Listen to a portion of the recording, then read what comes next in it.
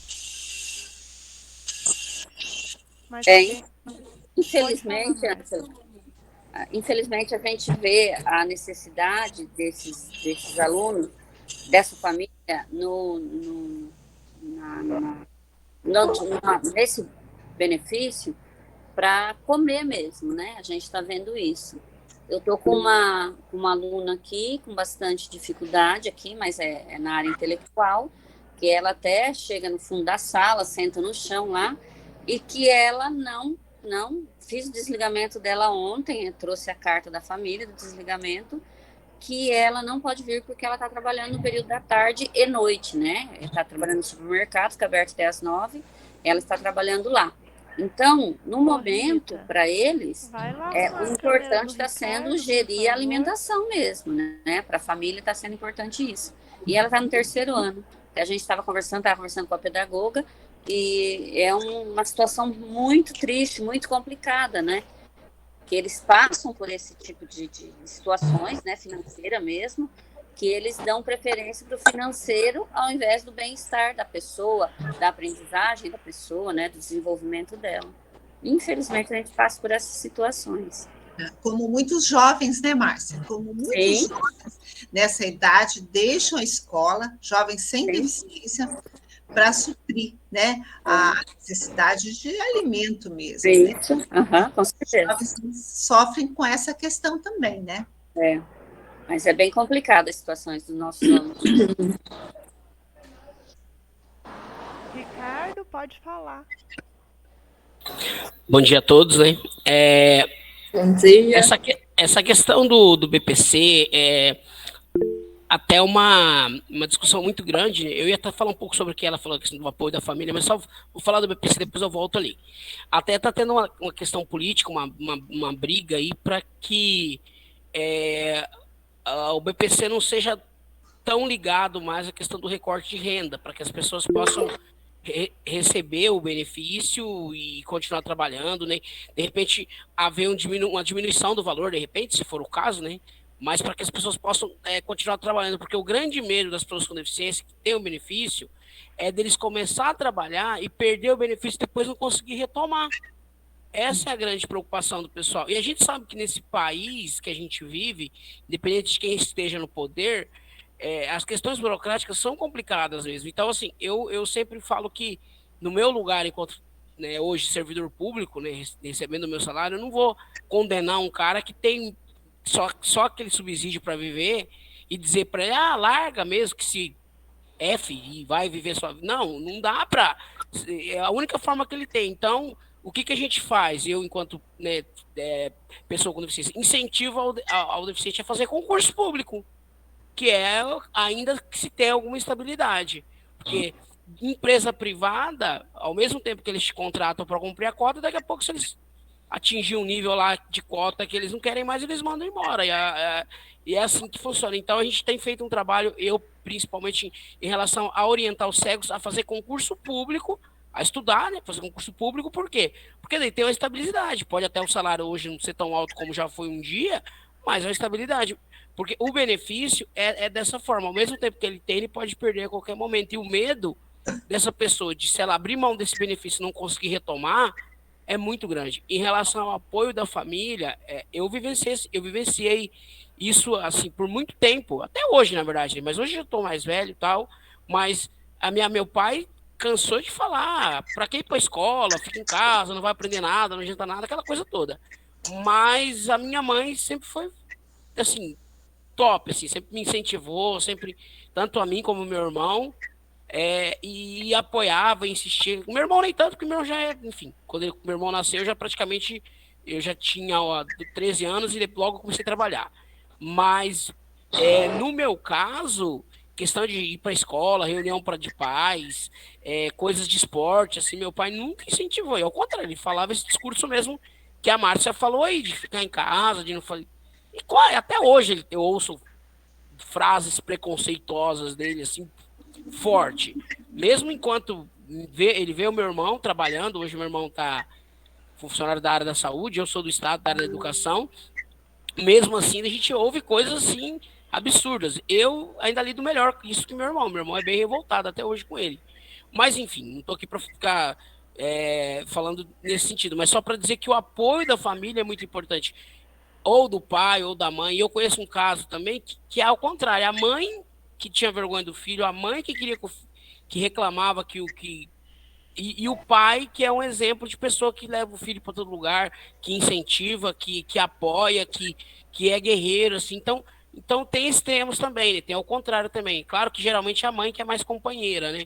Mas a importância da família é ímpar. E essa questão que a Anja falou, que a Márcia falou de pessoas que deixam as coisas no meio, que são duas vertentes. Tem aqueles que realmente ignoram a tua existência e realmente não estão nem aí se você vai bater ou não vai.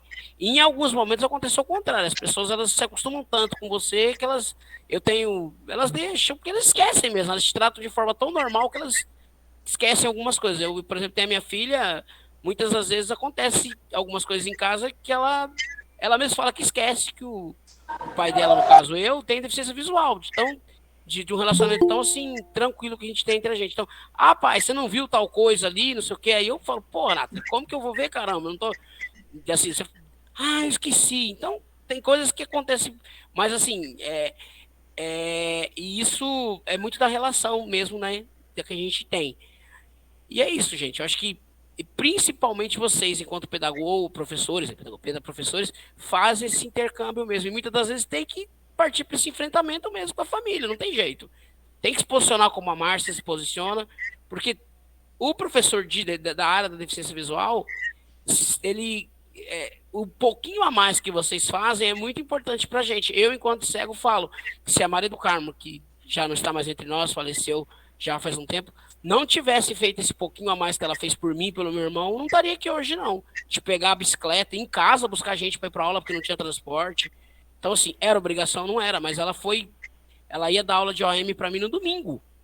Quer dizer, então, assim, são pequenos detalhes que fazem uma grande diferença no futuro. O relato do Ricardo, ele acho que é um bom resumo do que eu pretendia falar com vocês hoje, né? A importância da nossa mediação, como o Ricardo falou, era algo assim, até extrapolava, não que eu digo que a gente tem que extrapolar, né, fazer pedagógico, não é isso, mas o quanto a essa implicação, né, da nossa mediação é diferente do que é um professor de matemática na história de uma criança, acadêmica de uma criança. Meu professor de matemática do 7º ano, não. Nós somos aquela pessoa que vai perpassando momentos na vida desse indivíduo, né? A escolarização dele, o processo individual dele. Então, todas as nossas ações, elas deixam marcas muito mais profundas nesse indivíduo. Está aí a nossa responsabilidade, está aí a necessidade de nós refletirmos sobre essa prática pedagógica, né? Voltarmos a nós mesmos e vermos o que eu posso melhorar. É diferente de uma pessoa que está ali fazendo um trabalho mais burocrático, né? Uma palavra que ela escreve. Não, cada ação nossa é uma marquinha na construção desse indivíduo. É uma responsabilidade extremamente grande, né, que implica na vida do indivíduo. Então, acho que o Ricardo, a última frase dele aí, fechou bem essa questão, né? O que marca na minha vida aquela professora, aquela intervenção, aquela forma de lidar comigo.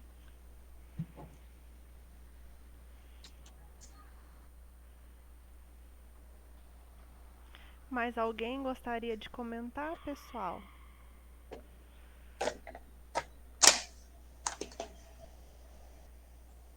Bom, então a gente encerra hoje por aqui, tá?